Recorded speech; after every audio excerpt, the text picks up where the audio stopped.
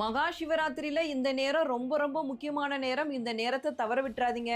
எங்களால நைட்டு ஃபுல்லா முழிக்க முடியாது அப்படிங்கிறவங்க கூட இந்த நேரத்துல மட்டுமாவது விழித்திருந்து நான் சொல்றத செய்யுங்க. மகா சிவராத்திரியில சிவபெருமானுக்கு 4 கால பூஜைகள் நடத்தப்படும். அதுல 3வது காலமான லிங்கோத்பவ காலம் தான் ரொம்ப ரொம்ப முக்கியமான காலம்.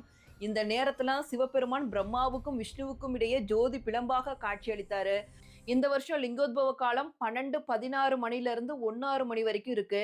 இந்த நேரத்துல என்ன பண்ணணும்னா ரொம்ப ரொம்ப முக்கியமானது, நம்ம முதுகு தண்டுவடத்தை செங்குத்தா வைத்து அமர வேண்டும். அதான் நேராக இருக்கிற மாதிரி வைத்து அமர்ந்து சிவபெருமானோட பஞ்சாட்சர மந்திரமான ஓம் நம சிவாயா அப்படிங்கிறத சொல்லி தியானம் பண்ணுங்க.